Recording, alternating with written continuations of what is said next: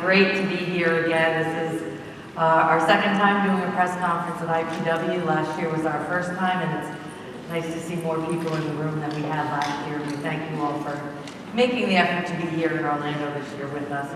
I'm thrilled to talk a lot about what's happening in Boston. I know we revealed a lot last year about our new strategy and new activities happening, but we are also going to talk today about what's currently happening and how we move the needle on some of those strategies. First, I just want to talk a little bit about where we are on our road to recovery. Boston was very hard hit by the pandemic, as were many major U.S. cities. Hotel occupancy plummeted for us, but we are on our way back, and we couldn't be happier. We are looking at perhaps our best June hotel occupancy ever for the city of Boston, thanks to a lot of activity and events that I'll be talking about in just a couple of minutes. I also want you to know that we're here because we're ready to welcome back the 3 million international visitors that always make their way to Boston annually to explore our magical and incredible city. We have 45 direct flights out of Logan Airport internationally, so there's no problem getting to Boston from most parts of the world. A couple of new flight launches are Athens, Greece, Tel Aviv, lots more London. Those of you in the UK, you can pretty much get a flight every hour on the hour to Boston now, which we're very excited about. And then, of course, for our Canadian friends, direct service from Calgary and Vancouver as well. So lots happening, and we're very, very excited about that. So what's happening in 2023 in Boston? Just a few signature events that I wanted to talk a little bit about. The photo on the left is a sculpture that will be unveiled on MLK weekend in 2023. It's called The Embrace. It's little known that Martin Luther King met Coretta Scott King in Boston, Massachusetts while he was attending Boston University. This magical sculpture, which will be unveiled on the Boston Common in the heart of the city, is a tribute to that amazing couple and their roots in Boston. So be on the lookout for that, as I said, in early 23. Also in 22, we'll be hosting the NAACP convention. Another great fact about Boston is that our NAACP chapter was the first regional chapter formed by the NAACP early in the 1900s. Actually, it was in 1911, just after the formation of the parent organization in New York City, and we actually hosted the second ever NAACP convention in 1912. So we're excited to welcome that important group back. And then, if you stop by our booth, you'll meet our friends from the Boston Tea Party Ships and Museum. We are going to be celebrating the 250th anniversary of what we like to think of is the event that led to the American Revolution. So come and see us in December of 2023. We have many activities planned. We've invited the royal family to come over. We've invited the president, vice president. So it's going to be a monumentous celebration this December. Sporting events, Boston, as you all know, is known as a passionate sports city, and this is why you see here on this slide, we have some really exciting sports events coming up. Actually even happening right now. Tonight, the Boston Celtics will play Game 3 in the NBA. Thank you, yes, go Celts, bleed green. In the NBA finals. It's a 1-1 right now, and when we're back on our home court, we always like to think that we have a little bit more of an advantage, so we're excited about that happening. Next week, we will be hosting the U.S. Open at what's called the Country Club. That's in Brookline, Mass. A beautiful, beautiful, magnificent course, just about 10 or 15 minutes outside of Boston. The city will be packed full for that event, and we're very excited about the live coverage. Did hear today that Tiger Woods has dropped out, unfortunately, but there'll still be some amazing play out there next week at the Country Club. So some other events that we are hosting, our annual Head of the Charles will be coming up this fall. We just came off a very successful marathon. We are also bidding on two very, very key events, like most of my counterparts that you've probably heard from. One is the FIFA World Cup for 2026. Boston is one of 16 cities in the finals to be narrowed down to 10. We'll know at exactly 5 o'clock on June 16th which cities will be hosting that incredible event when the world will come to North America to enjoy some great football, soccer, And then we're also bidding on the Army-Navy game for 2023 as well. We're hoping that we can host America's game in our city of Boston, which has so much history with the armed services. So we're looking forward to hearing on that any day now, any minute now, actually. So what we're really trying to focus on this year, our new initiatives, are first and foremost, we're trying to put Boston's culinary scene on the map as a truly, truly first-class culinary destination. As we like to say, we want to get beyond chowder and lobster. We love chowder, we love lobster, but Boston chefs have so much more to offer. You can see some of our iconic chefs here on this slide.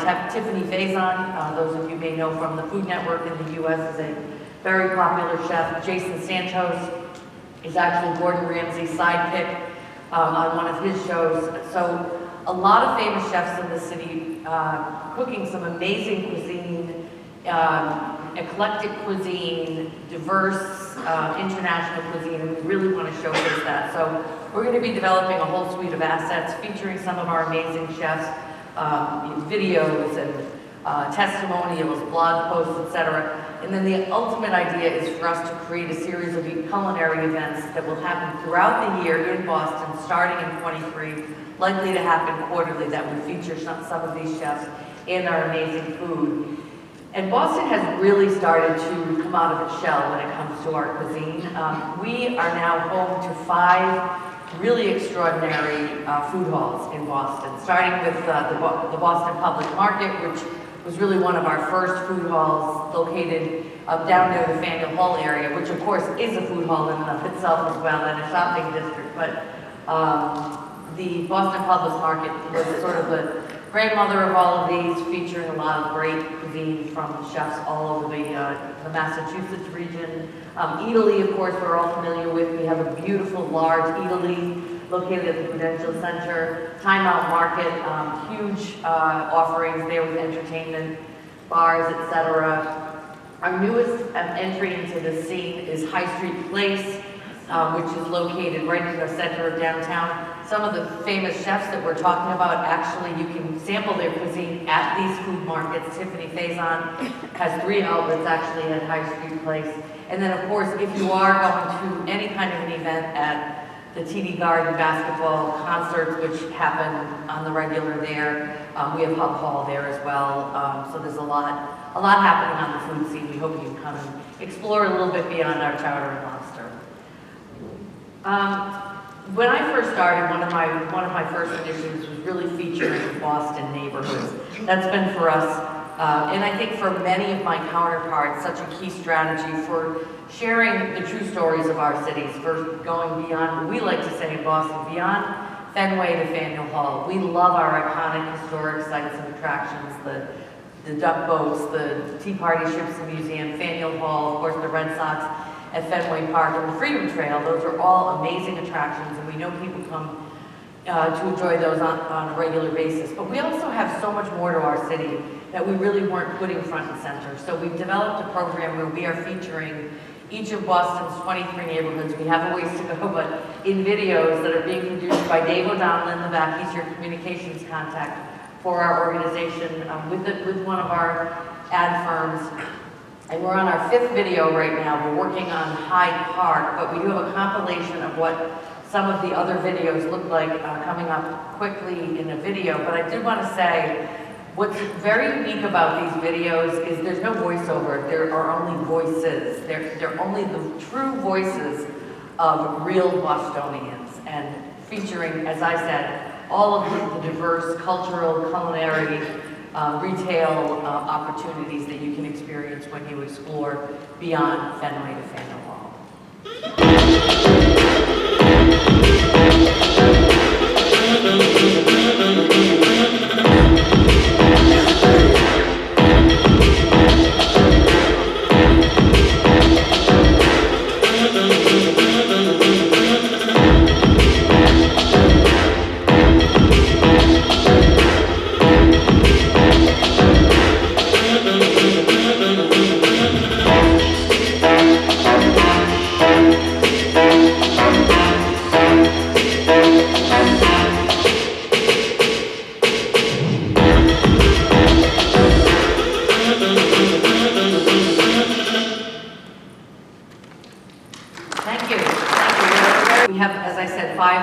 We have one in the works right now, Hyde Park, but the 4 that are done are Jamaica Plain, Dorchester, Roxbury. Our most recent installation is East Boston, which is where Logan is located. Each of them has a different flavor, different voices. So if you go to bostonusa.com, you can take a look at all of these videos in their entirety. And then finally, I just want to close with our campaign, our all-inclusive campaign. I introduced this to you all last year with a video. I talked a lot about how it was decided that we would embark on this really unique initiative for the city of Boston as we were recovering from the pandemic and in the midst of the George Floyd murder and the trial. Our then mayor, now Secretary of Labor for the U.S., Marty Walsh, put aside CARES Act funding for us to develop this campaign. We utilized mostly Black-owned businesses to help us with all of the creative and all of the assets that we developed, including the 2 lead ad agencies, as well as a lot of smaller vendors who were really just dipping their toe in the tourism creative space. So it really accomplished a lot on so many different levels. This year we were able to launch the 2nd iteration of that, phase 2, or all-inclusive continued. We did that in April of this year. It was a little bit of a different twist on what we did the first time.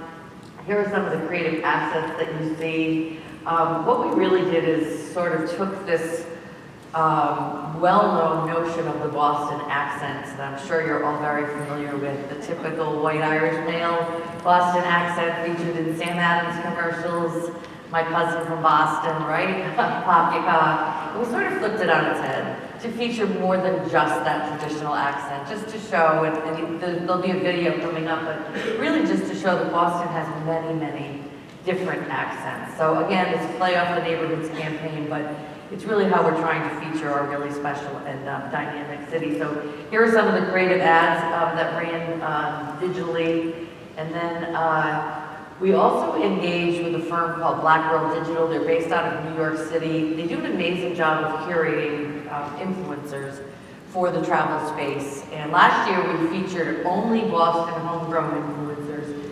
We featured about 13 of them in the campaign. This year we featured influencers from 5 different cities that we brought to Boston: Philadelphia, Atlanta, Austin, Texas, DC. There's one more, Dave, I'm missing, but you get the picture. And they all had a different angle that they were going to focus on: family, LGBTQ plus community, Black travel, Latino travel, Asian. So it was an incredibly successful campaign, and we really appreciate the firm that we worked with, Black Girl Digital, that helped us curate these incredible stories about Boston that were really authentic from the visitor perspective.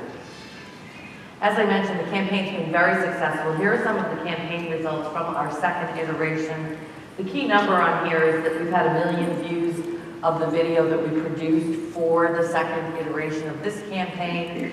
And I'm going to end my comments today by showing you, this is our Boston accent video.